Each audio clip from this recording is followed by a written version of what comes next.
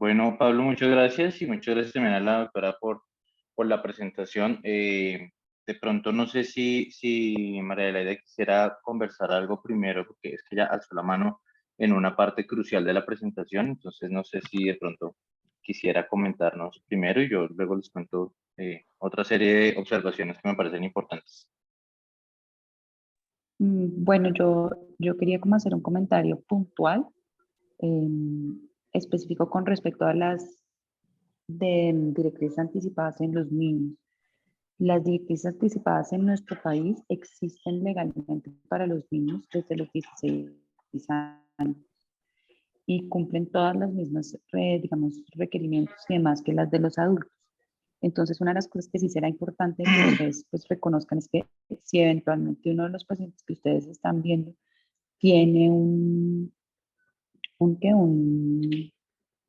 Una directriz anticipada en la que se incluye la extubación paliativa, pues se tiene que hacer exactamente igual que en un adulto. Bueno, esa era como la cosa puntual que yo quería mencionar y había levantado la mano en ese momento preciso. Pero pues ya yo creo que si quieres, Richie, vas haciendo tú los comentarios y yo voy adicionando después las cosas adicionales que considere pertinentes. ¿Te parece? Listo.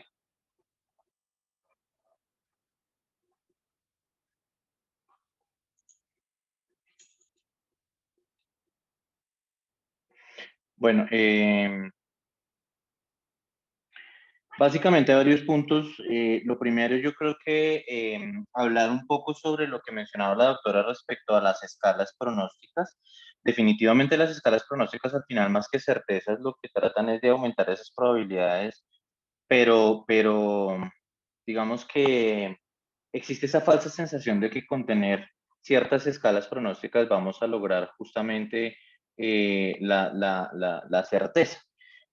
A pesar de que no tengamos unas escalas pronósticas como de pronto ocurre con algunas de las de los adultos, tal vez parte de lo que nos ayuda a disminuir un poco esa incertidumbre y a mejorar un poco las probabilidades sobre las que vamos a trabajar en términos de toma de decisiones y de planificación avanzada y cuidado justamente tiene que ver con evaluar las trayectorias de las enfermedades de estos chicos. Entonces, digamos, esa tabla que presentabas sobre los grupos en los que se pueden clasificar los niños, que son básicamente unos grupos ahorita es un grupo que se llama Together for Short Lives. Básicamente lo que busca es como anticipar un poco, o más bien prever cómo va a ser la trayectoria de la enfermedad de estos chicos, que me parece que lo plasmaste muy bien, pero que al final, pues lo que busca es eso, es hablar un poco de cómo va a ser esa trayectoria para de alguna manera prever en qué momentos el cuidado paliativo va a tener mayor cabida o mayor participación. Entonces, básicamente esa clasificación sirve para aproximarse a las trayectorias de las enfermedades y con base en esto ir disminuyendo un poco la incertidumbre que existe para la toma de decisiones en muchos ámbitos y además de acuerdo a la fase en la que se encuentra la trayectoria de la enfermedad. Si está recién diagnosticado, si está en un diagnóstico con una intención curativa o de estabilidad, pero que pueda estar haciendo intercurrencias, o si seguramente identificamos un punto de inflexión, un punto de no retorno, que no necesariamente implica fin de vida y que probablemente ya empiece un declive que puede ser progresivo o puede ser muy rápido y que con base en esto, como les digo, pues podamos barajar esa toma de decisiones. Y creo que al final eso es parte de lo que nos ayuda a reconocer el final de la vida, porque aunque no tengamos esas escalas pronósticas que nos digan, mire, si existe una probabilidad de que se muera del 90% de que se muera en los siguientes 6 meses o del 90% de que se muera en los siguientes, no sé, un mes, pues de alguna manera sí podemos prever a través de esa trayectoria de la enfermedad o a través de cómo, digamos, nuestra trayectoria no tiene que ser pues eterna de los últimos 6 meses necesariamente. Uno puede perfectamente decir, oiga, el niño lleva 2 semanas en la unidad de cuidado intensivo y en esas 2 semanas de unidad de cuidado intensivo, ¿qué ha pasado con todas las intervenciones que hemos hecho? Y sentándonos razonablemente desde un punto de vista muy objetivo, ¿qué tanto esas intervenciones han funcionado? ¿Qué tanto no ha funcionado y qué tanto de verdad podemos esperar a que sigan funcionando? Porque esto, digamos, no incluye solamente la extubación paliativa, entendiendo que la extubación paliativa, fíjense que es parte de un proceso de adaptación de medidas terapéuticas. Es parte de eso que estábamos conversando en la anterior charla de limitación de esfuerzos terapéuticos y una planificación avanzada del cuidado en donde, dada una situación, consideramos que algo que en otra circunstancia puede ser bueno, ahorita ya no lo es. Y la doctora lo definía muy claramente al principio de la charla y es, hombre, casi que está en fin de vida, no se está muriendo básicamente, o más bien, no se ha muerto no porque vaya a seguir viviendo, sino porque el tubo no ha dejado que se muera, si uno quisiera ponerlo en unos términos un poco más escuetos o más concretos. Y justamente aquí es donde me parece importante entonces evitar esas confusiones entre al final la extubación concreta o la extubación progresiva o como quisiéramos ponerlo, que si bien los términos los define la literatura, muchas veces estos procesos de extubación completa, es decir, de sacar el tubo y ver lo que pasa, pues no se concretan porque el fallecimiento sobreviene en muchas de estas oportunidades incluso antes de quitar el tubo. Es decir, viene cuando en ese proceso de adaptación de medidas terapéuticas empezamos a retirar una serie de soportes que no le están dando vida al paciente, sino que están aplazando la muerte del paciente. Y mire que aquí hay una pregunta muy interesante que me parece importante hacer junto con las preguntas que la doctora planteó que son absolutamente pertinentes. Y eso, digamos, tiene que ver no solamente con la actuación o la intubación, sino con todo. Y es para qué lo estamos haciendo. Entonces, en este punto es para qué hacemos la extubación. Y la respuesta tiene que ser muy clara. La extubación no la hacemos para que se muera, sino porque se está muriendo. Y esto tiene que ser claro. Una extubación paliativa la hacemos en un contexto en donde la fase de fin de vida es clara o en donde no hay dudas que la mayor probabilidad que ocurra es que el paciente se muera dada la tendencia de su condición y la trayectoria de su enfermedad. Entonces, no extubamos para que se muera, sino porque se está muriendo. Y eso es una de las grandes diferencias respecto a la eutanasia. Claramente los procesos de eutanasia son para que el paciente se muera, ¿sí? Entonces aquí creo que vale la pena enfatizar un poco en un término que mencionaba la doctora en las conclusiones, y es no necesariamente promovemos la muerte, porque es que eso es lo que hace la eutanasia, promover la muerte. Creo que en este punto sí es importante, bueno, en este punto y en todos, y parte de la charla lo decía, y es la comunicación y el apropiado uso de los términos. Uno no promueve la muerte, sino lo que hacemos es permitirla y de alguna manera, por supuesto, cuidar que esa muerte, o más bien que esa fase de fin de vida que conduce a la muerte, pues se dé de la mejor manera y con la máxima calidad. Mm, digamos que otra cosa que quería mencionarla era, bueno, en muchos de estos procesos a veces se confunde la extubación paliativa con una extubación que puede ser programada, pero que puede fallar en el contexto de un paciente que no está en fase de fin de vida y que uno se pregunta, bueno, entonces ¿será que lo intubo otra vez o no lo intubo otra vez si llega a fallar, dado que tiene una condición crónica que puede que no retorne a una calidad de vida ideal a lo que el equipo asistencial quisiera, pero que sí puede retornar a una condición similar a la que se encontraba antes? Entonces hay que evitar confundirla porque esa extubación en una condición que se ha terminado de cronificar, que no establece un final de vida, pues no se puede establecer como una extubación paliativa, justamente porque no estamos en una fase de fin de vida, y extubar a un paciente en una condición de esas, pues básicamente equivaldría a, ni siquiera a una eutanasia, casi que a un homicidio, y eso pues creo que vale la pena dejarlo claro, porque es retirar un soporte que al final, si bien es un soporte vital, como les digo, no está en una fase de fin de vida y por lo tanto no se podría eh, catalogar como una extubación paliativa o una extubación de final de vida. Eh, Finalmente mencionar algo, y es que los pronósticos vitales, si bien están basados muchos de ellos en números, pues vale la pena pensar en que el pronóstico vital o el pronóstico, digamos, de calidad de vida de un paciente trasciende los números. Y dado que no tenemos esas escalas de las que seguramente sí pueden hacer uso algunos de los grupos de adultos, pues como les digo, tenemos toda esta posibilidad de evaluar la trayectoria de la enfermedad y de evaluar muy objetivamente de lo que estamos haciendo, de lo que hemos hecho, que ha servido y que no ha servido para poder acercarnos a ese pronóstico vital trascendiendo los números que al final pues lo único que hacen es proporcionarnos un poco de disminución de la incertidumbre. Ya María Leida mencionó lo de las voluntades anticipadas, entonces no me voy a detener en eso. Y pues enfatizar finalmente en que la extubación paliativa es parte de ese proceso completo de adaptación de medidas terapéuticas, que hace parte idealmente de una planificación avanzada del cuidado, en donde, como la doctora lo mencionó, no solamente se tiene en cuenta la reducción de unos parámetros con mira seguramente a retirar un tubo que está aplazando la muerte más que dando realmente la posibilidad de vivir, pero que se acompaña de otra serie de medidas, muchas de las cuales se mantienen, otras de las cuales se suspenden o se reducen y otras de las cuales se intensifican. Al final, como les digo, no es un proceso aislado. La extubación paliativa va de la mano con otra serie de procesos de adaptación de medidas justamente al final de la vida y que como tal pues no puede estar desligada de todo ese proceso de comunicación. Eso era como digamos, el resumen de lo que yo quería comentarles. Entonces, pues, Pablo, le agradezco muchísimo y bueno, no sé si María Elena quisiera mencionar algo, veo que el doctor Fernández tiene levantada la mano, entonces, bueno, muchas gracias. Muchas gracias, Ricardo. María del Aire, adelante. Sí, bueno, yo hay varias cosas que quisiera mencionar.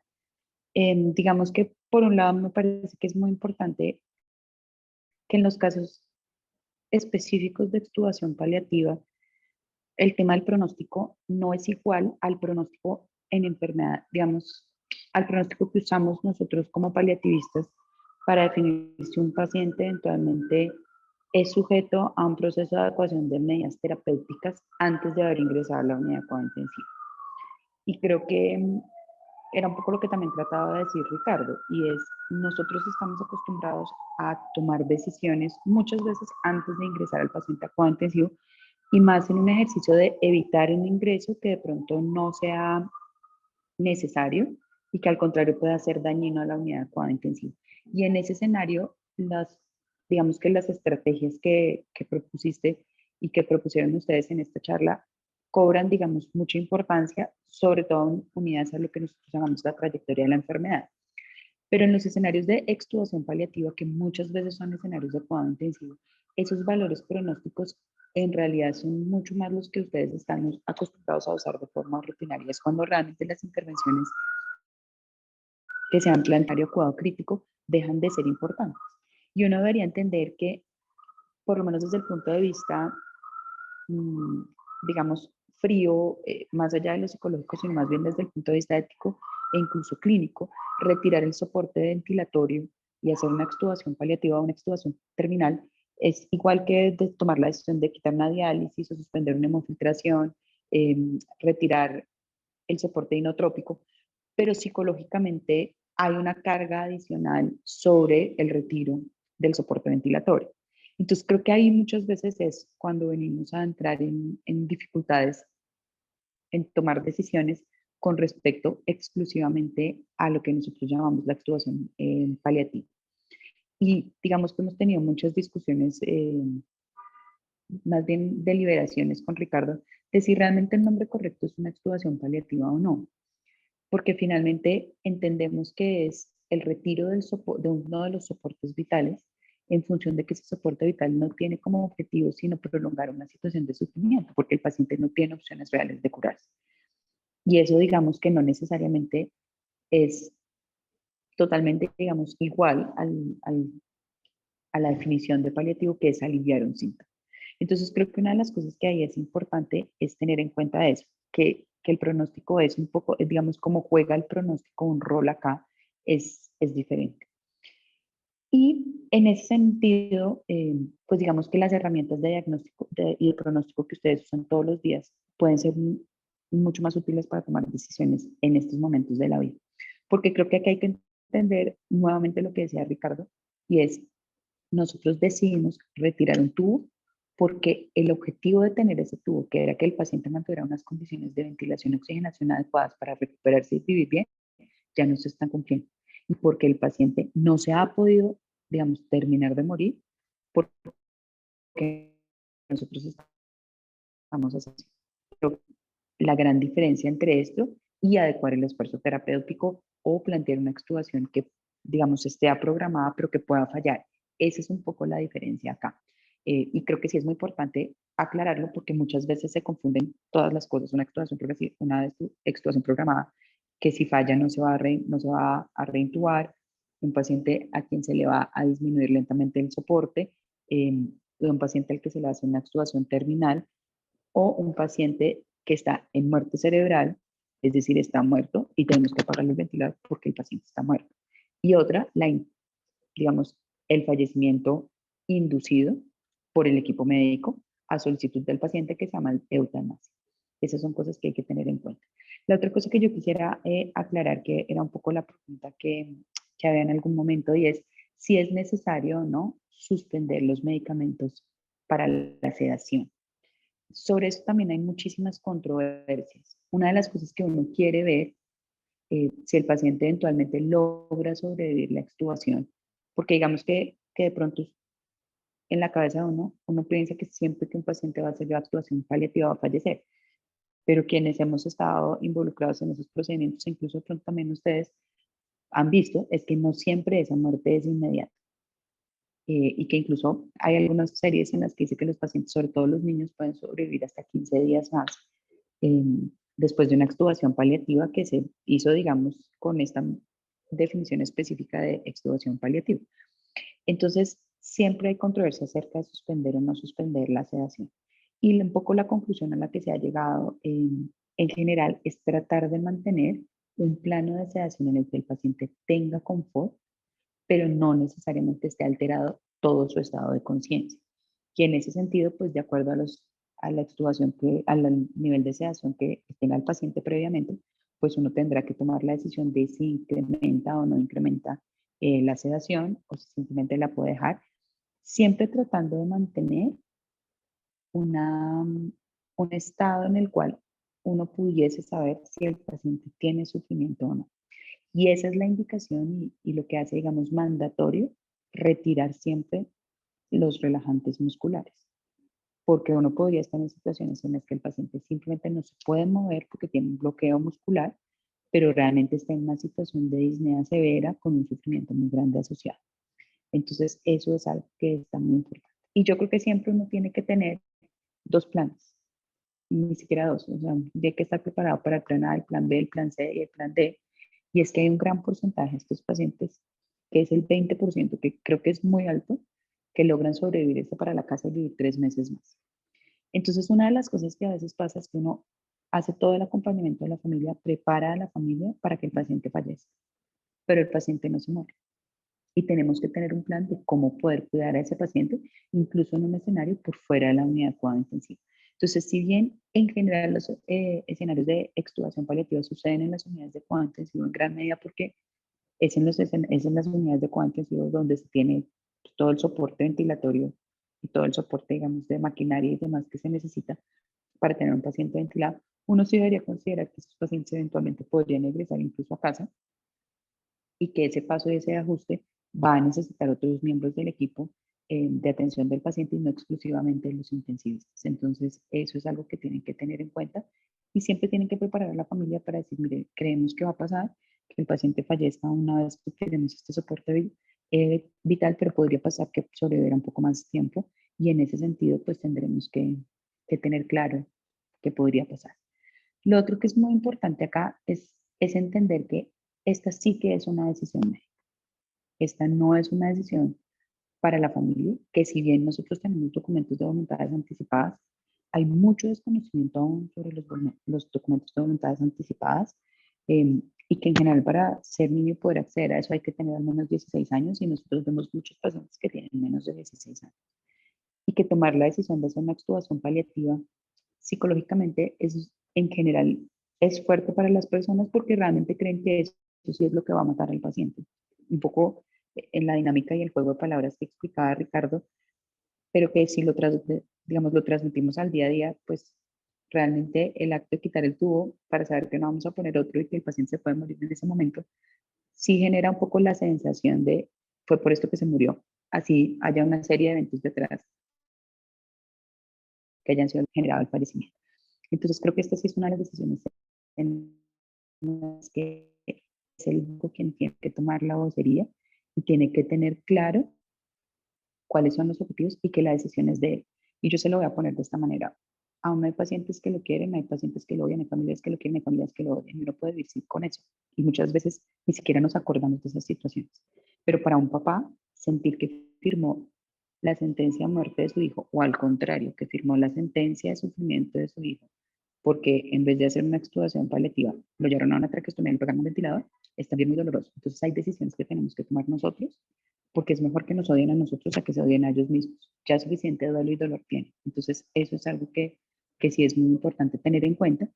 Y nuevamente, digamos, siempre estar preparado por si definitivamente no somos, si el paciente no fallece o no fallece pronto, tener una alternativa de manejo a mediano, a corto, mediano, a largo plazo, para que el paciente pueda tener confort aún en una situación compleja. Y creo que acá una de las cosas que es importante es que nuestro objetivo es disminuir el sufrimiento, pero el sufrimiento es universal y hay cosas que pues son, digamos, vivencias que van a generar sufrimiento y no necesariamente acortarlas.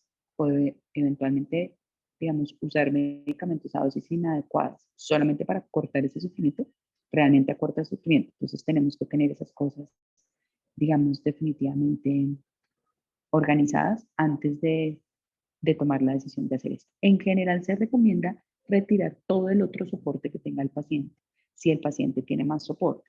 Y eso se hace en gran medida porque emocionalmente es menos fuerte no volver a preparar la norepinefrina que apagar el ventilador. Clínicamente puedan tener la misma, digamos, situación o la misma relevancia. Entonces, una de las cosas que siempre es importante en los procesos de adecuación del esfuerzo terapéutico es que una vez bajemos no volvamos a subir, pero también tengamos claro que si eventualmente hay que retirar la ventilación, pues hay que hacerlo y no podemos simplemente quedarnos sin una forma de objetivos realmente ni de ofrecer una calidad de vida adecuada con esa, con esa terapéutica. Ya, sería eso. Laida, muchísimas gracias. Ahora sí, Jaime, que tenías la mano levantada.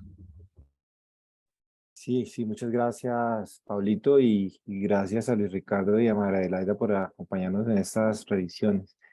Eh, digamos que yo quiero poner el dedo en la llaga y llamar al disenso y al legítimo disenso de lo que Luis Ricardo, María Adelaida en parte ha dicho y como lo presentó Gina. Porque les voy a dar la óptica desde el cuidado intensivo, y es que no podemos aceptar como una realidad una intervención terapéutica empírica. En medicina llamamos empirismo cuando no existe ningún soporte de evidencia. Y yo quiero felicitar a Gina por el hilo conductor, pero nos presentaste 2 o 3 revisiones narrativas como soportes de evidencia del tema que estabas presentando. Entonces, yo sí, digamos que quiero llamar a esa óptica diferente, porque hay personas en formación que no pueden irse después de esta reunión pensando que la extubación paliativa es algo que vamos a hacer en todos los pacientes. Y ese mensaje que puede quedar en el ambiente me parece a mí profundamente peligroso. Y les voy a dar mis razones y mis argumentos como intensivista pediatra que lleva trabajando en esto 23 años. Este mensaje de la extubación paliativa creo que amerita un análisis más profundo. Y más profundo, en principio, partiendo de la evidencia. Yo los invito a cualquiera de ustedes a que hagan una aproximación científica, académica, y pongan el término MESH en PubMed de extubación paliativa en niños y me cuenten cuántos papers les bota y les arroja un buscador de esas características. En pediatría hay series de casos, y la serie de casos que tú mostrabas, Gina, de Grupo de Brasil de Belo Horizonte de cuidado paliativo, es una serie de 19 pacientes, en donde una de las cosas que a mí más angustia me generó de leer es que los pacientes, después de que los extubaban, podían demorarse en morir hasta 5 días. 5 días después de sacarle el tubo, se demoraban en morirse. O sea, ¿eso es morir en paz? ¿Eso es una muerte digna? ¿Morirse ahogado es una muerte digna? Entonces, el segundo argumento que yo quiero que analicemos acá, y por eso digo que es legítimo el disenso, es que así como damos calidad de vida, estamos, creo que todos de acuerdo en que hay que dar calidad de muerte. Y ya por eso les digo yo la óptica intensivista, calidad de muerte es suspender la alimentación para extubar, porque si yo lo extubo y no le he suspendido la alimentación, se va a broncoaspirar. Suspenderle los líquidos endovenosos, ¿sí? Que el paciente se muera ahogado es dar calidad de muerte, porque es que estamos hablando que el protocolo que describió Gina de una opinión personal, revisión narrativa, o sea, una opinión subjetiva y personal, es que se extubaba cánula convencional. Si el paciente tiene una mecánica pulmonar alterada, se va a morir ahogado. Y yo los invito a que vayamos a la luz de la evidencia. El estudio de adultos, que es lo que está en el estudio de REF, no hubo diferencias en últimas en la percepción de la familia en el desenlace, pero sí hubo diferencias en que los pacientes que se le hizo la extubación paliativa, casi un 70% se quejaron de obstrucción de la vía aérea superior y más de un 50% de dolor. Entonces, estamos haciendo una calidad de muerte, una muerte digna. Entonces, digamos que en ese orden de ideas y para escuchar todos los puntos de vista, pero a la luz de que hay personas en formación, creo que es muy importante que partamos de la realidad, y la realidad es que no tenemos un soporte de evidencia que nos permita usar esto ni de forma rutinaria, sino dentro del contexto de un estudio experimental. Y cuando tú mostrabas la normatividad, Gina, yo creo que es importante hacer una precisión. Y es que la normatividad de la ley 1733 que tú estás mostrando es de la ley de cuidados paliativos, no para nada pues de exudación paliativa. Y precisamente lo que tú mostrabas, una de las cosas que más énfasis hace esta ley es en intensificar las medidas de confort. Yo me pregunto si morirse ahogado es una medida de confort. Si un paciente, digamos que se muera con sed de aire, como describen, es una medida de confort. Y creo que son cuestionamientos que tenemos que hacernos. Y yo creo que ahí es donde posiblemente el cuestionamiento legítimo nos lleva pues a crecer, porque la incertidumbre, como muy bien estaba diciendo Luis Ricardo, se resuelve con el método científico. Y lamentablemente hacer esto hoy en día no podría hacerse de otra manera diferente que a un experimento o dentro del marco de una investigación, porque no tenemos ningún soporte de evidencia para hacerlo de forma pues adecuada. Y yo sí quiero recordar unas palabras que estoy completamente de acuerdo con María Adelaida, que dijo al final, y eso me parece supremamente importante. Y es que definitivamente el impacto psicológico, la carga psicológica para una familia de retirar el soporte o retirar el tubo, porque estamos hablando de extubación, entonces es posiblemente decirle a los médicos, le sacaron el tubo porque definitivamente pues quieren que se muera mi hijo. Y eso obviamente implicaría muchísimas cosas. Entonces yo sí creo, y la invitación es a que analicemos un poco más a fondo el tema, como académicos y científicos que somos, vámonos a la evidencia y en este momento hacer una extubación paliativa con el soporte que tenemos actual no hace parte de nada diferente que de una investigación o de intentar desarrollar un experimento clínico o una investigación, pues porque no hay ninguna otra evidencia diferente.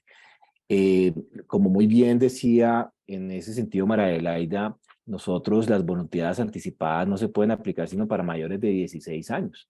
Y el grueso de los pacientes que atendemos nosotros son menores de 16 años. Entonces, yo sí creo que sobre todo para las fellows y las personas en formación, esto es un tema que hay que analizar a fondo, analizar profundo, sobre todo teniendo en cuenta que el ventilador mecánico necesariamente no le está prolongando la vida a un paciente. Es decir, entendamos que yo puedo reducir los parámetros del ventilador mecánico para que le dé confort a un parénquima enfermo, pero que no necesariamente lo deje morir ahogado, porque en últimas no va a cumplir metas fisiológicas y va a terminar teniendo un desenlace fatal. Entonces, no necesariamente extubar es sinónimo de darle confort al paciente o quitar el ventilador mecánico. Podemos bajar el PP, podemos dar un volumen corriente más bajo, un FI2 más bajo, que haga que el paciente no tenga esa sensación de disnea y morir con sed de aire, y por el contrario nos permita usar dosis más altas de opioides, de benzodiazepinas, que nos permita dar una correcta sedación y una correcta analgesia. Lo que más me preocupa cuando uno lee este tipo de artículos de forma objetiva y con análisis crítico de la literatura, es que más allá de una serie de casos, y en esa serie de casos descriptiva, fundamentalmente lo que resalta es que la mayoría sintió dolor hacer esa extubación. Entonces, digamos que creo que el mensaje para la gente en formación debe ser, digamos, desde los dos puntos de vista. Yo les estoy dando mi opinión, digamos, legítima en el disenso frente a lo que muy bien Luis Ricardo con sus argumentos válidos y sólidos nos cuentan, lo mismo que María Adelaida y lo que Gina presentó basado en revisiones narrativas, pero sí para las personas en formación sobre todo es importante entender que por ahora no tenemos un soporte de evidencia suficiente diferente a usar esta intervención en el marco de una investigación. Eso era lo que yo quería decir. Muchas gracias. Jaime, muchísimas gracias por tu opinión. Lorena. Aló, hola, muchas gracias a la presentación de Gina y pues obviamente a los dos paliativistas que nos acompañan hoy.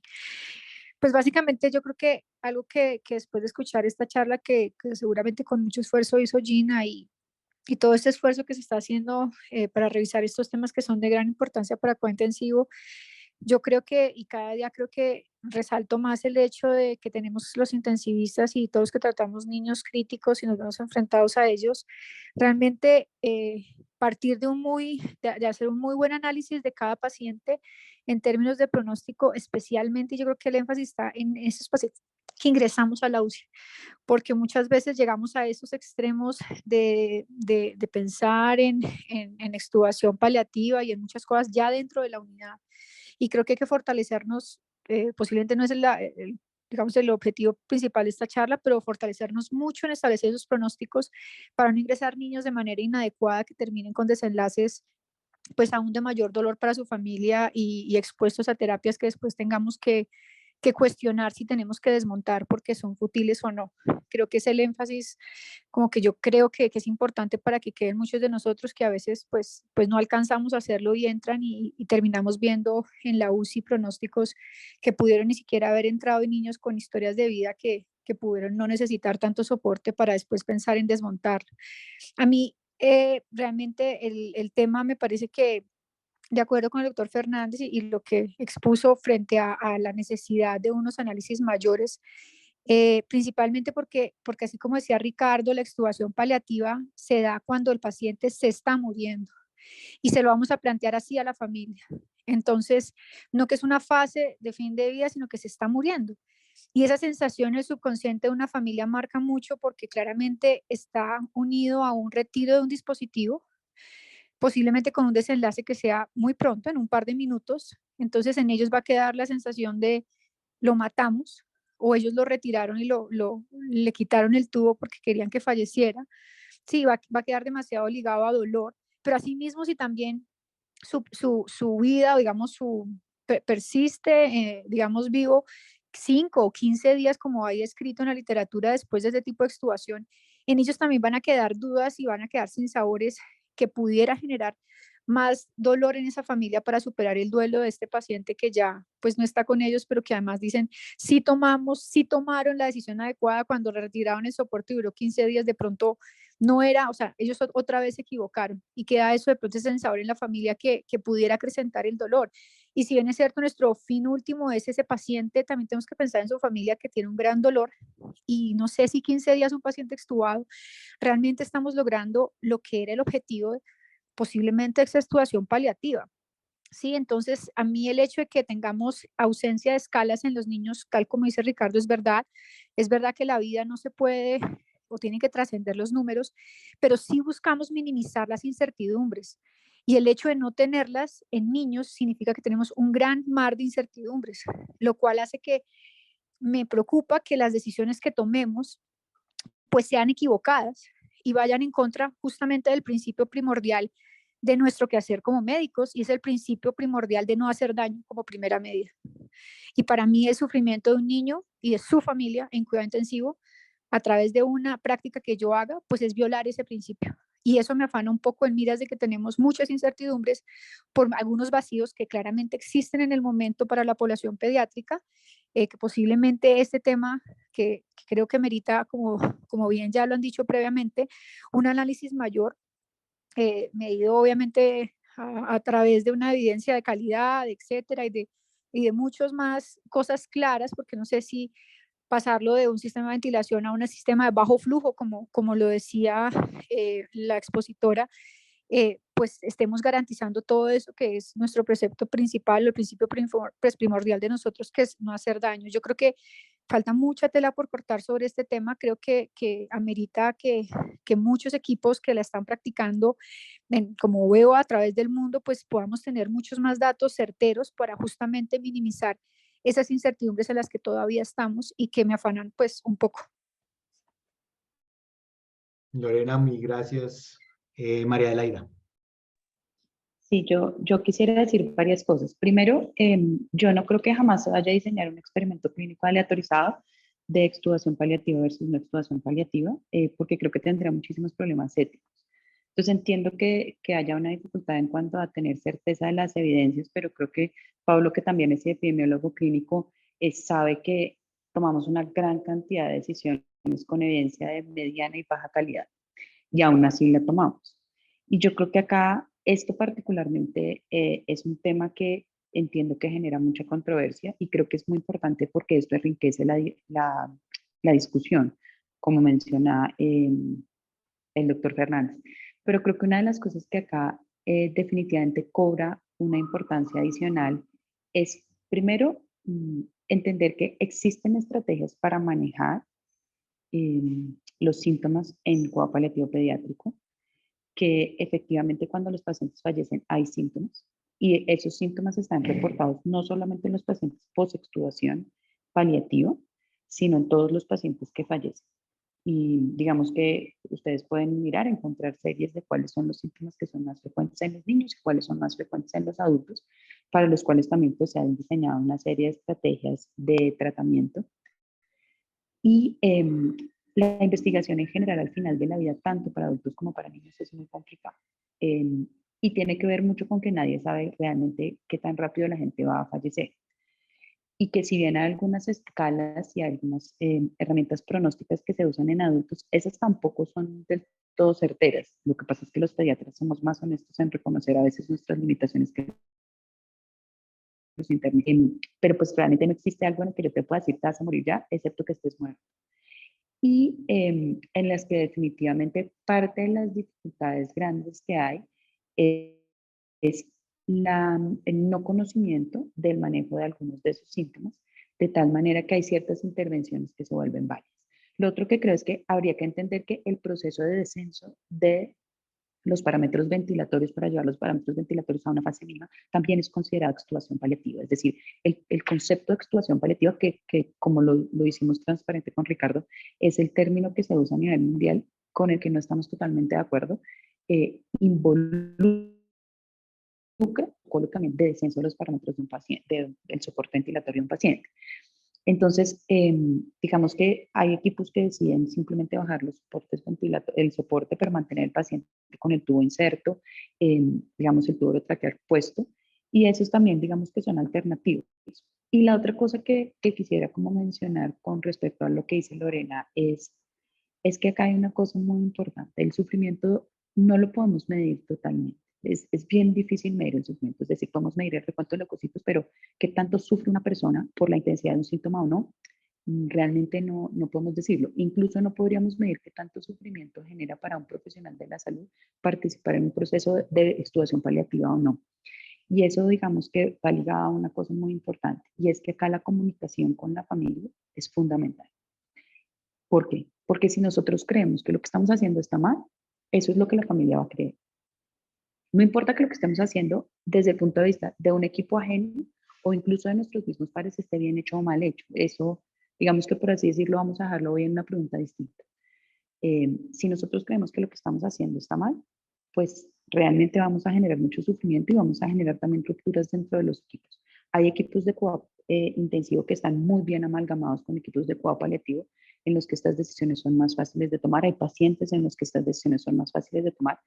Y también creo que, digamos, si ustedes en general se preguntan a cuántos pacientes intuban versus cuántos pacientes hacen extubación paliativa, pues se van a dar cuenta que, digamos, sigue predominando el uso adecuado de las terapéuticas, en los que por supuesto que hay muchos pacientes que tienen que ser ventilados.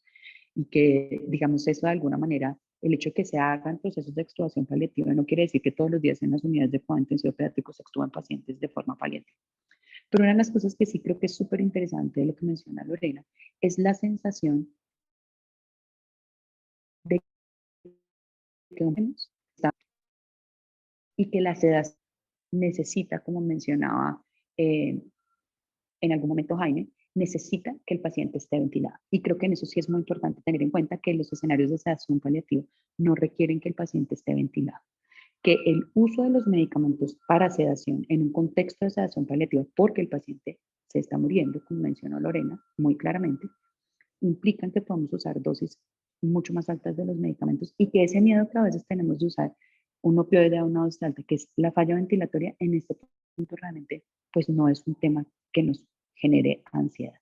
Lo otro que es importante entender es que no siempre el paciente que tiene alteración de la mecánica ventilatoria tiene sensación de disnea.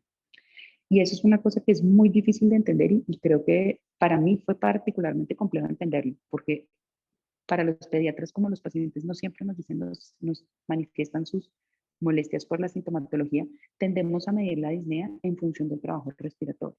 Pero hay pacientes que tienen un trabajo respiratorio elevado, incómodo, que no dicen, mire, yo no quisiera respirar así, pero aún así no se sienten ahogados.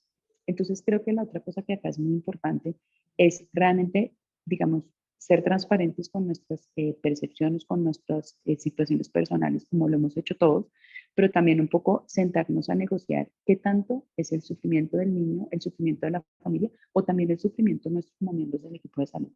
Porque indudablemente en estas situaciones hay sufrimiento, es decir, por supuesto todos quisiéramos que los pacientes fallecieran dormidos tranquilos cuando son viejitos y que los niños estuvieran sanos más tiempo, pero también tenemos que entender que para muchas familias genera una gran cantidad de sufrimiento ver a su hijo intubado con múltiples tubos, que es nomás para ellos, cuando uno oye las descripciones de los papás, cuando llegan a las unidades de cuidado intensivo, es impresionante cómo muchas veces eso que nosotros en alguna época consideramos que era lo mejor, que en algunos pacientes seguimos considerando que es lo mejor y que se tiene que seguir haciendo porque eso hace que los pacientes estén más tiempo vivos y estén mejor, en un punto ya no hace bien al paciente y al contrario, ese objetivo que muchas veces no, si el paciente no sufre más y su familia no sufre, genera muchísimo sufrimiento para la familia y el paciente.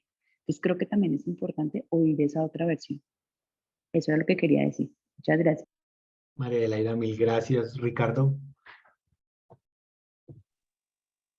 Gracias, sí. No, yo estoy de acuerdo con el doctor Fernández que la idea, por supuesto, de discernir y de además diferenciar opiniones, pues es parte de ese proceso, digamos, de aprendizaje, pero al final de cuentas es lo que construye conocimiento y al final, pues si esto se tratara de lo que dice uno solamente o lo que dice el otro, pues no habría ninguna diferencia entre eso y una dictadura. Realmente eso no es el ejercicio de esto. Y creo que la presentación de la doctora fue absolutamente clara. Digamos, esto no se trata de extubación paliativa para todo el que tenga un tubo, como aborto para toda la que esté embarazada, como método de planificación. Creo que hay que dejar muy claro que esto tiene unas indicaciones y que al final las indicaciones, si bien, como lo mencionaba María Adelaida, no tienen un nivel de evidencia 1A, porque es que hay cosas sobre las que no podemos tener esos niveles de evidencia, pues la ausencia de esos niveles de evidencia tampoco implica entonces que justifiquemos la obstinación terapéutica como desafortunadamente muchas veces ocurre, probablemente en el mejor de los, digamos, de las intenciones, pero también tener claro que justamente cuando tenemos esas mejores intenciones y cuando tenemos estos casos tan complejos, pues lo que a veces nos toca hacer es hacer un alto en el camino, apartarnos un poco, a veces incluso ponernos en la barrera, invitar a otro torero al ruedo y llenarnos y rodearnos de ese equipo que de alguna manera también de pronto nos permite entender a veces cosas que no son fáciles ni sencillas de entender y que al final, creo yo, esto como les mencionaba, hace parte de todo un proceso de adaptación de medidas terapéuticas en donde, digamos, tanto cuanto más documentados estemos y tanto cuanto más rodeados de un equipo nos encontremos, pues seguramente las decisiones y todo ese ejercicio de deliberación participativa termina siendo mucho más nutritivo en el buen sentido de la palabra, no solamente para nosotros como equipo, sino para esa familia y para al final ese niño, esa niña o ese adolescente que termina siendo quien está pues siendo protagonista de toda esa historia. Entonces, completamente de acuerdo, al final esto tiene que tener unos criterios tan claros como sea posible y que no se convierta en un ejercicio como de cortarse las uñas o de aplicársela a todo el mundo, porque por supuesto que no es eso. Y yo creo que el mensaje fue absolutamente claro en la presentación. Y pues digamos que si revisaron el tema y pudieron leer los textos que me parecen muy útiles, los que presentó la doctora, pues al final es muy claro que hay unas indicaciones y no se trata de quitarle el tubo a todo el mundo, porque sí, eso era lo que quería decirles. Ricardo, muchas gracias. Pues como ven, es un tema que todavía genera muchas controversias. Yo, en lo personal, pues mi opinión acerca de la extubación paliativa es que es una de las herramientas de reorientación terapéutica que tiene la UCI, que es válida y que en algunas ocasiones es la mejor medida para aliviar el sufrimiento. Yo siempre les digo que en principio el sufrimiento no solamente se da cuando uno deja de hacer cosas, sino a veces también cuando está haciendo cosas causa sufrimiento. Entonces no se les olvide que tanto hacer como dejar de hacer puede producir sufrimiento. Entonces, en principio, hace parte, digamos, de lo que yo pienso, practico y hago. Y estoy de acuerdo con María Elena, y eso es un punto importante que creo que es importante resaltar, es que la investigación de este tipo de temas se puede hacer a través de muchos métodos, no necesariamente un experimento clínico. Y hay mucha investigación, por ejemplo, en estos temas a través de la investigación cualitativa, que es tan válida como la investigación cuantitativa. Y en principio estoy de acuerdo con María Elena que probablemente, igual que saltar de un paracaídas, de un avión sin paracaídas, pues probablemente no se haga nunca una investigación experimental aleatorizada de esto. Sin embargo, pues todas las opiniones son válidas. Yo creo que uno de los puntos importantes que mencionaron que creo que hay que resaltar es que en principio tiene que hacerse una revisión muy profunda de este tema y implica muchos aspectos que inclusive se salen de la medicina y tienen que ver con la bioética y lo que practican o aplican, y cada quien tiene sus interpretaciones sobre lo que hay, pero que es una práctica que es real y es una práctica que se hace en el mundo y que algunas personas que practican medicina igual que otras con el mismo nivel de entrenamiento y de experiencia están o no están de acuerdo. Entonces, pues tampoco la idea es dejar en el sinsabor que es una práctica prohibida fuera de la experimentación, en eso no estamos de acuerdo, pero sí que cada quien tendrá que hacer una reflexión interior muy profunda y entender como grupo si es una de las opciones que tiene planteadas para sus reorientaciones o si definitivamente no, si requieren a otra persona. Bueno, hay miles de opciones. No sé si alguien tiene alguna otra pregunta o si les parece, pasamos al taller, que es un poco también algunas reflexiones que les habíamos dejado, Ricardo, para que hagan previamente a esta reunión.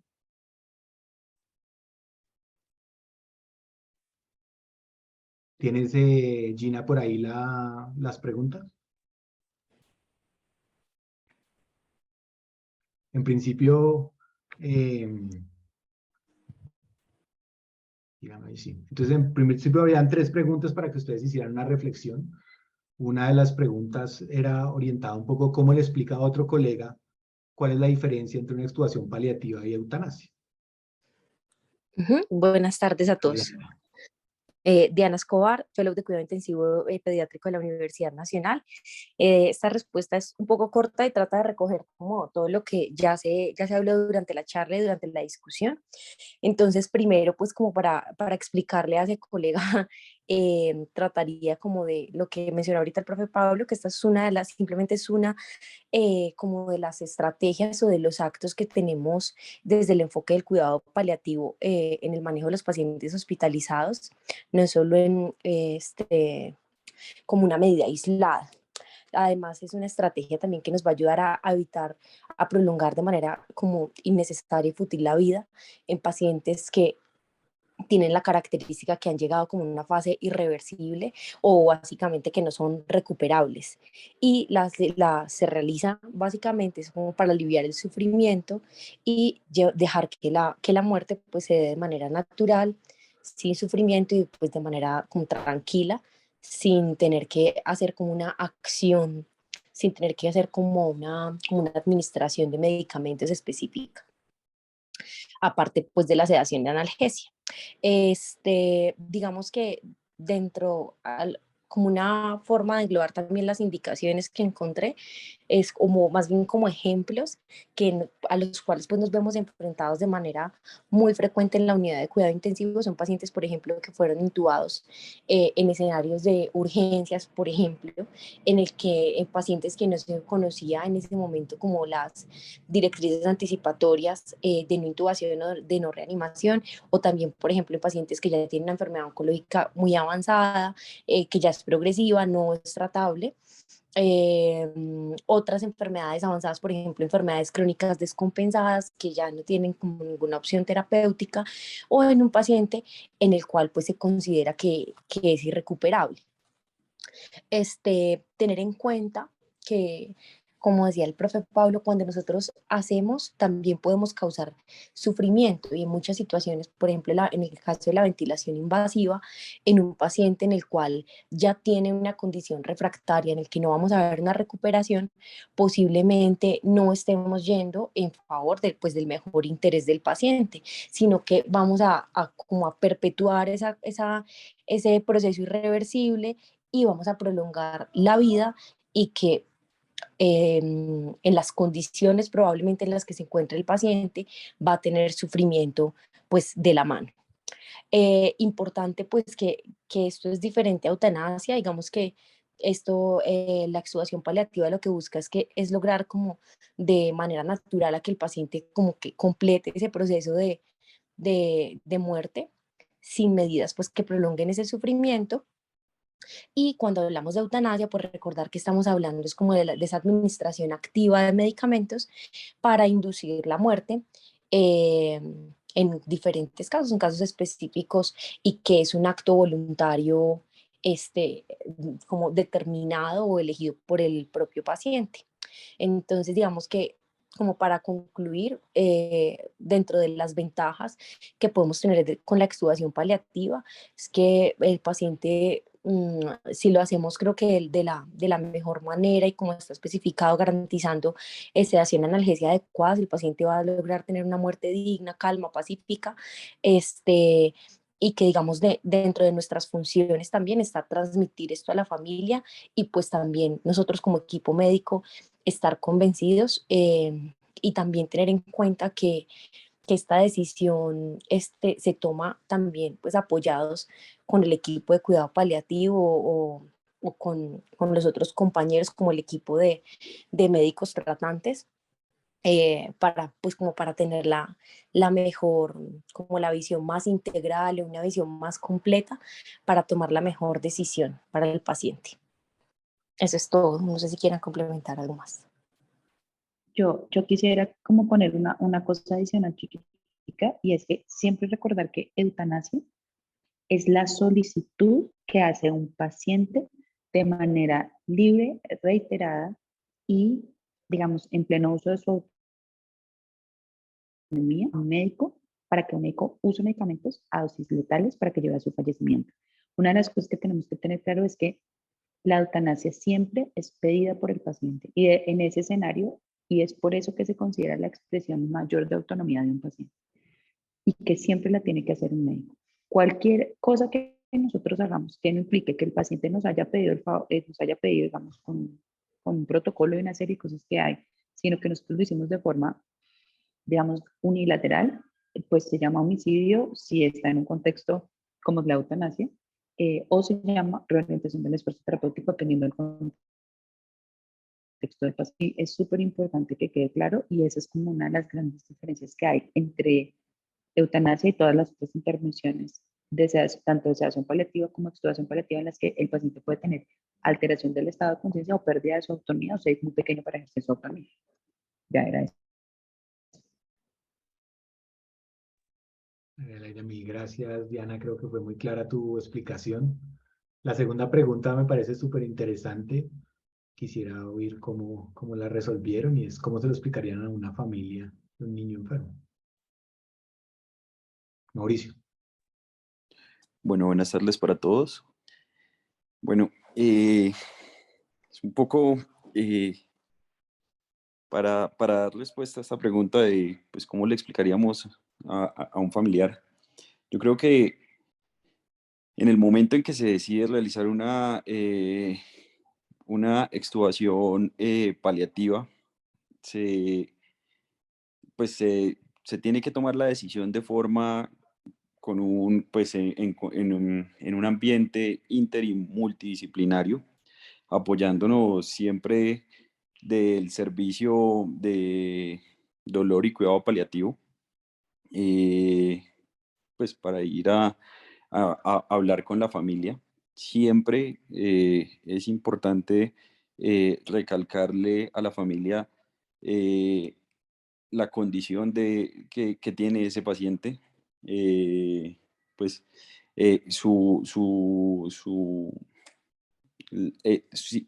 pues hacer claridad en que la patología pues es una enfermedad crónica irreversible, donde el punto en el que se está o el punto que tiene el paciente, por más de que se hagan más intervenciones, no vamos a lograr ningún beneficio ni vamos a lograr retroceder todo ese proceso de la enfermedad.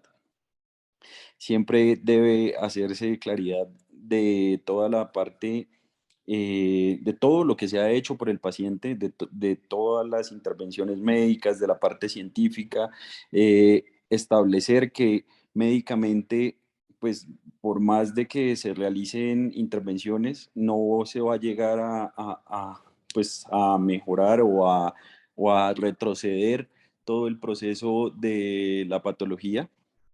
Eso pues, sería lo primero que debe hacerse. Posteriormente, pues debe llevarse a la familia a un ambiente donde pues, no esté con el paciente, que sea un ambiente tranquilo, una sala de calma o una sala para hablar con la familia que esté fuera de la unidad de cuidado intensivo, por lo menos lejos de la habitación del paciente, ya sea en la oficina médica o sí. Es muy importante aclararle a la familia todo el proceso, cómo se realizará, aclararle que el paciente no va a tener ni sed de aire, ni dolor, que todos los síntomas que puedan desencadenarse del el procedimiento de la extubación paliativa eh, van a ser controlados y van a ser manejados, ¿sí? El dolor, cómo se lo vamos a manejar, si el paciente va a tener sed de aire, cómo vamos a manejarla, con qué medicamentos se va a manejar, y es establecerles también o comunicarle a la familia cómo va a ser todo el proceso de la desconexión para disminuir toda esa ansiedad y toda esa incertidumbre, pues de que se está perdiendo un ser querido y de que se acerca la partida de ese ser querido. También es importante apoyarnos, pues mirar si la familia cree o no cree, tiene sus creencias espirituales, entonces buscar un servicio de apoyo espiritual para el momento, ¿sí? Si no lo han bautizado y quieren bautizar al niño, pues ofrecerles eso para el momento, o sea, todas las necesidades y todas las cosas que quiere la familia en torno al procedimiento que se va a realizar, tratar de ser permisivos pues lograr que se den un entorno de mayor confort para la familia, porque pues es el sufrimiento de la partida de un ser querido y hay que pues apoyarlo en eso. Entonces, ser muy claros en el pronóstico, ser muy claros en qué es lo que se está haciendo y por qué se está haciendo, porque no hay manera de que ese paciente o retroceda en esto. Claramente, eh, pues eh, esto no, o sea, digamos que si llegamos a este tema de discusión y a tener una charla de extubación paliativa, parte de que todo esto viene en un error en el sistema donde ese paciente debería tener una consulta y un seguimiento, un paciente que tiene una enfermedad crónica e irreversible, o una enfermedad crónica debería estar en seguimiento con cuidado paliativo y debería estarse dando toda la preparación para este momento, pero pues ya que no se llegó a ese momento, tenemos esta opción de la extubación paliativa. Entonces, sí se debe plantear calmar la angustia. Lo que más le preocupa a la familia siempre que se le está planteando esto, o por lo menos cuando están en fin de vida, el paciente, cualquier paciente, no tiene que ser un paciente con una enfermedad crónica, sino un paciente que está con una ventilación mecánica, lo primero que van a preguntar los familiares es, ¿le está doliendo, está sufriendo, está sintiendo? Calmar esas angustias y darles como las respuestas de esos síntomas que podría tener el paciente, es lo más importante. No sé si alguien quiera complementar. Mauricio, muchas gracias. María Adelaida, levantaste la mano. Sí, qué pena que no los he dejado ni hablar yo a ustedes. Yo creo que acá hay una cosa súper importante y es, lo más importante es saber la familia que entiende y que ha entendido qué está pasando con su paciente hasta este momento. Y yo sé porque hablo con ustedes todos los días, ustedes me refiero a los intensivistas, hablo con pacientes en cuidado intensivo todos los días, que ustedes siempre explican todo. Pero yo tengo una amiga que es un poquito cínica que dice que uno lo puede explicar, pero no lo puede entender por las otras personas. Y yo creo que eso muchas veces aplica a que nosotros explicamos cosas que para nosotros son muy importantes, pero que para los papás no son relevantes y que no logran entender. Lo primero es realmente saber en qué está la familia del paciente que ha entendido. Mire, yo siempre digo una cosa, a mí me maravilla ustedes cómo evolucionan. Ustedes evolucionan siempre por sistema, pero a ustedes a veces se les olvida que todos esos sistemas están en una sola persona. Y eso es terrible, porque ustedes le hablan a la familia por sistemas. Entonces, también la familia no integra. Les cuesta mucho trabajo entender la situación global del niño. Y por eso a veces en estas conversaciones es tan desconcertante para la familia que nosotros digamos, mire, hemos agotado estas estrategias terapéuticas. Entonces creo que lo primero que uno debería hacer antes de cualquier cosa es preguntarle a la familia hasta este punto qué ha entendido y cómo ve la situación.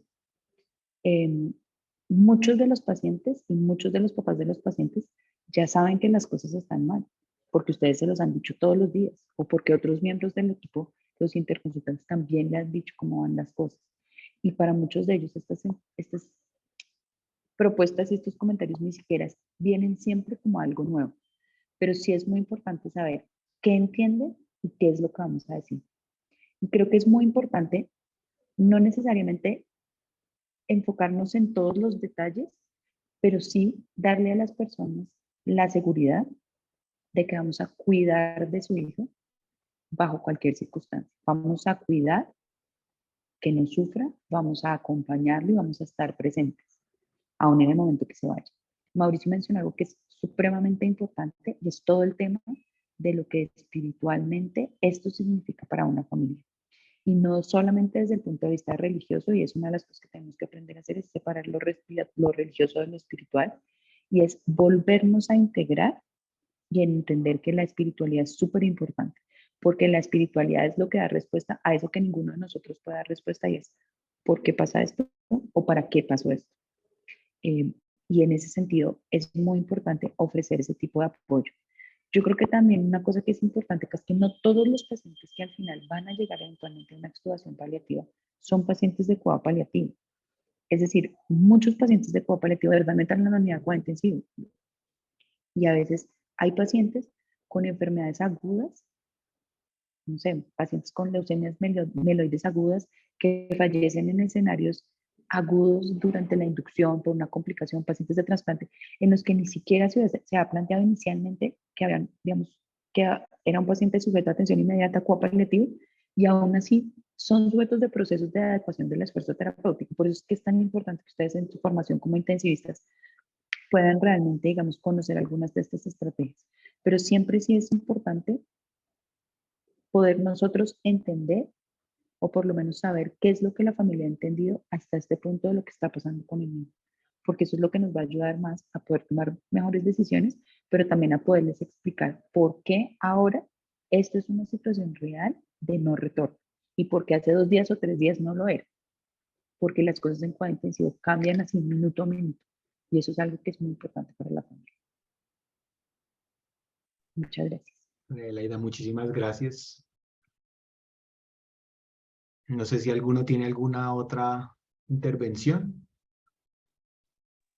Pues Pablo, yo creo que vale la pena también. Yo sé que son preguntas que a veces en el rigor de toda esta parte científica, desafortunadamente a veces se nos olvida hacer. Y arrancamos con una serie de explicaciones que son absolutamente técnicas, pero muy poco entendibles.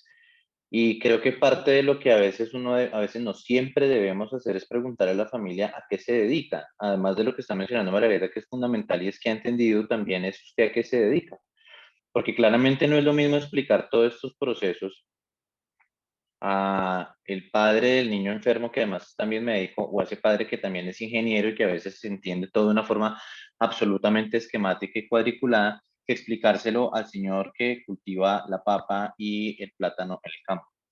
Entonces, y lo mismo, también preguntar quién es usted el niño y qué hace, cuánto lo cuida y cómo lo cuida y, digamos, saber quién es esa persona, porque más de una vez creo que nos ha pasado y eso nos ha pasado a todos, que de repente estamos hablando y caemos en cuenta y venga, ¿y usted qué es el niño? No, pues yo soy la vecina que viene a cuidar. Y a todos la saludamos que hubo mamá, que hubo papá.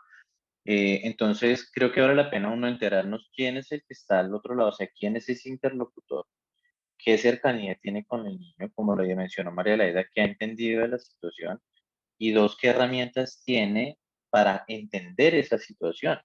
Y debo decírselos, muchas veces nos lo entiende más una persona que de pronto no es parte de la salud. A veces hablar con las personas que son los familiares, que son parte del equipo de salud, termina siendo mucho más complicado que, por ejemplo, conversarlo con otra persona pues, que no hace parte del grupo.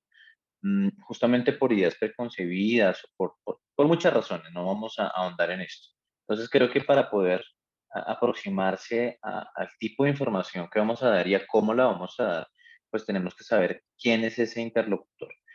Y segundo, como también lo estaba mencionando, hay que dosificar esa información. De repente, si hoy ha venido el especialista 1, el especialista 2, y hoy han hablado con esa persona y con ese familiar 10.000 personas, pues tal vez entrar a conversar sobre este tema no es lo ideal.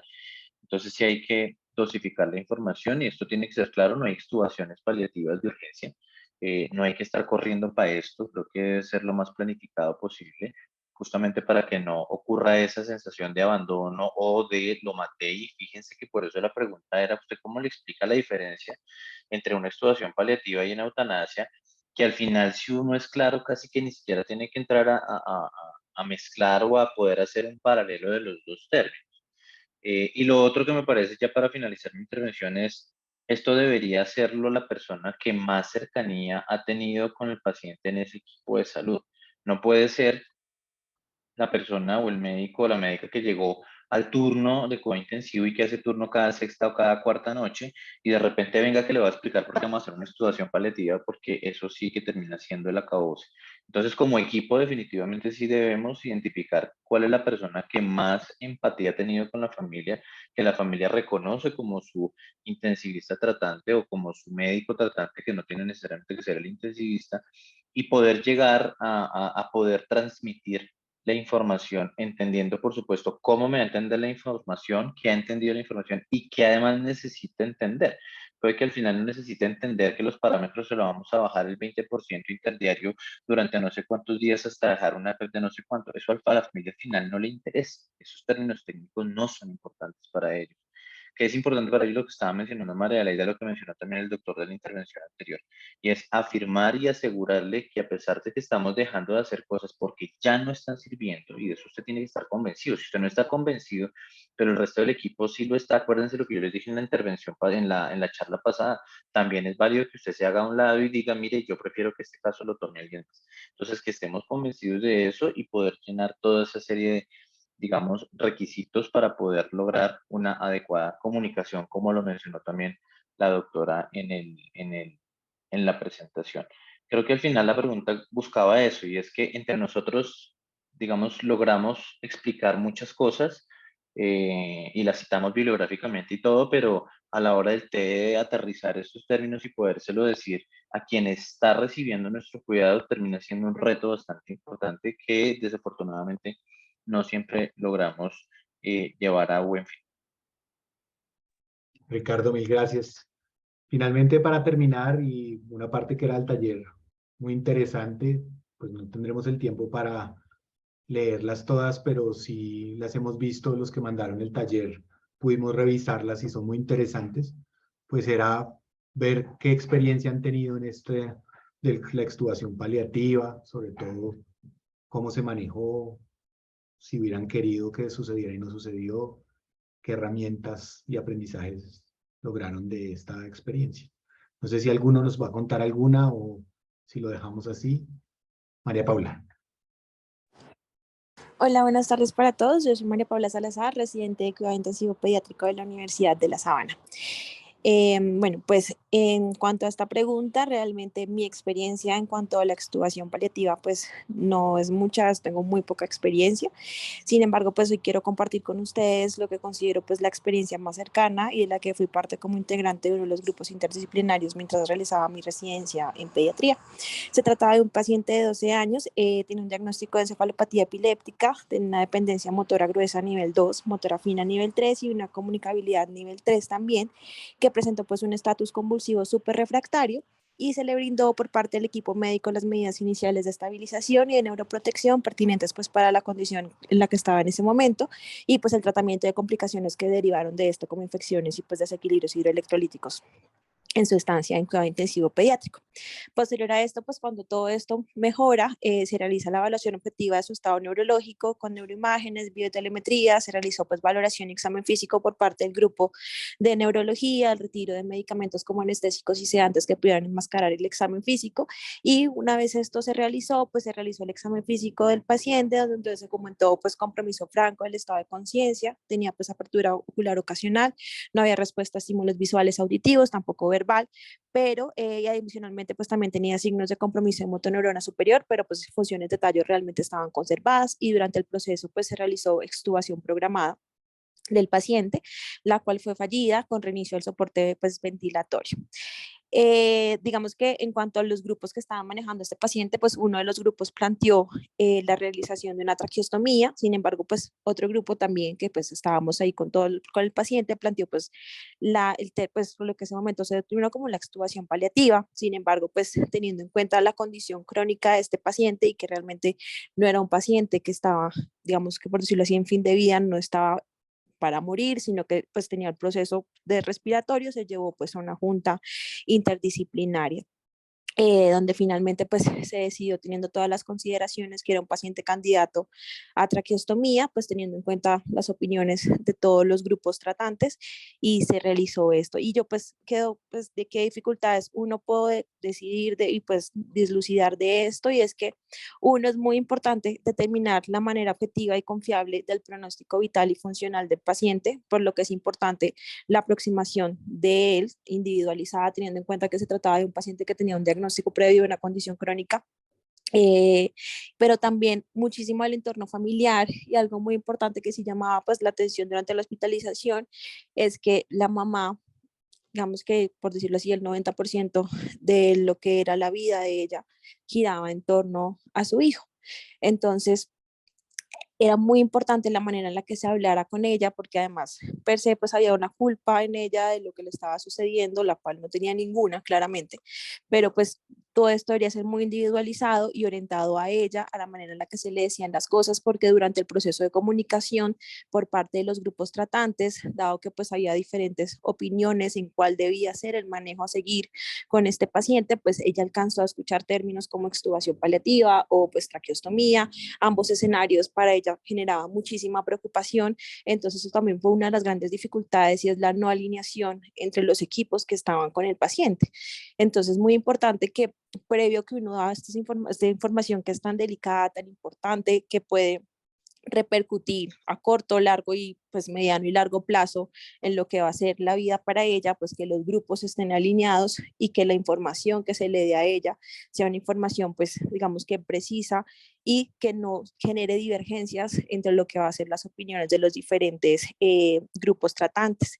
Importante también es que pues apenas estábamos en lo que es el conocimiento y pues en lo que me respecta el término de extubación paliativa, la definición, en qué consistía y tener en cuenta que pues el suspender los soportes vitales artificiales que son futiles cuando pues hay condición de recuperabilidad del paciente para buscar pues una muerte digna y pacífica sin soportes extracorpóreos, pero pues realmente en el contexto de mi paciente, que pues es la experiencia más cercana en la que tenía, pues realmente no consideraba el soporte respiratorio como una herramienta fútil. Entonces también la idea de qué pacientes sí son candidatos o qué pacientes se deberían considerar para una extubación paliativa. Y lo otro, pues muy importante es las consideraciones legales y éticas de la interrupción de la asistencia vital, pues para el equipo tratante, digamos que también parte desde el punto de vista de que no había pues como el conocimiento pues profundo de cómo realizar esto y tampoco el desarrollo, tampoco habían protocolos y ninguna como una guía que uno pudiera decir el desarrollo y la aplicación de un protocolo estandarizado donde uno pudiera pues tener como que es extubación paliativa. Entonces creo que pues este caso sí me dejó muchísimo aprendizaje. Uno pues tener en cuenta estas herramientas que nos ofrecen en el cuidado intensivo pediátrico para el paciente, para, digamos, brindar las medidas de confort y adicionalmente, pues, que es digno para el paciente, para su familia y para nosotros también, que no es una decisión que es unilateral y que adicionalmente pues se requiere de que haya un equipo interdisciplinario fuerte y pues que se apoyen entre todos y que haya una muy buena comunicación. Eso era todo. Muchísimas gracias. Muchas gracias, María Paula, por compartir tu experiencia. No sé si alguno quiere comentar algo o quiere comentar algo de la experiencia que presenta María Paula.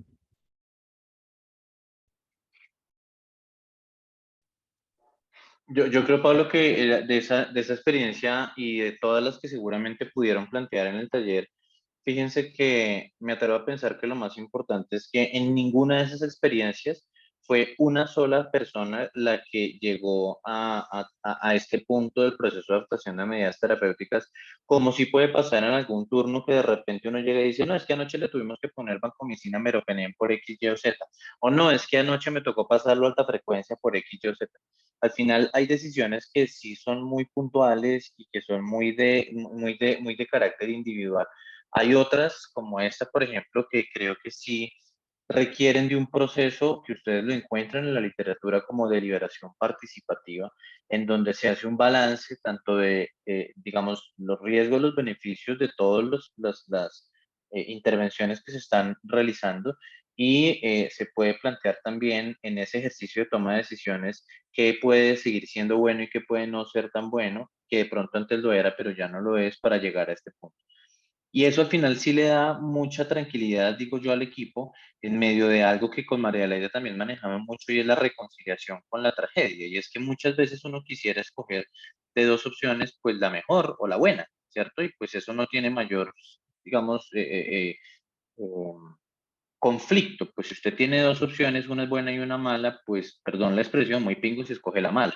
Pero en muchas de estas situaciones realmente hay que de dos situaciones muy complejas, ninguna buena, escoger la menos mala. Y esto muchas veces es el ejercicio desafortunadamente que debemos hacer en los procesos de toma de decisiones. Y estos ejercicios cuando se hacen individual generan muchísima más incertidumbre, muchos dilemas clínicos, mucho dilema moral y ético también. Entonces, tanto cuanto más, como les digo, podamos hacer una deliberación en equipo mucho mejor y al final poder tomar esa serie de decisiones que, como les digo, sí requieren de un respaldo, de una deliberación. Yo insisto mucho en esa palabra para que al final uno pueda decir, mire, de todos estos escenarios, de todas estas anticipaciones, definitivamente este escenario terminó siendo el más apropiado a la luz de muchas cosas, dentro de ellas, por supuesto, los principios de beneficencia, de justicia distributiva, pero sobre todo de no maleficencia, que termina siendo un poco más universal. Eso era básicamente lo que quería resaltar de la experiencia que nos ha contado la doctora y que seguramente todos los que pudieron pensar en esas experiencias han traído a la mente, y es que al final esto no es un ejercicio de casualidad ni fue algo que se me ocurrió en una noche en un turno o de repente yo lo hice a escondidas para que después nadie me llevara la contraria. ¿Vale? Ricardo, muchísimas gracias. Bueno, en aras del tiempo, creo que es hora de que terminemos. Muchísimas gracias a todos. Creo que todas estas discusiones enriquecen mucho el cuidado intensivo pediátrico. Muchas gracias a Ricardo y a María Adelaida por regalarnos de su tiempo y ayudarnos a organizar nuestras ideas y nuestro quehacer diario. Por lo menos pensar en estas cosas y no simplemente decidir que no es un tema relevante o importante. En 8 días, Ricardo nos va a hacer una última presentación sobre un taller de Arma a las Noticias, para que por favor estén todos pendientes, no lo vayan a perder, vale la pena que estén en vivo. Y nada, pues nos vemos en 8 días, cuídense mucho. Saludos a todos. Gracias. Hasta luego, que estén muy bien, gracias. Muchas gracias. Hasta luego.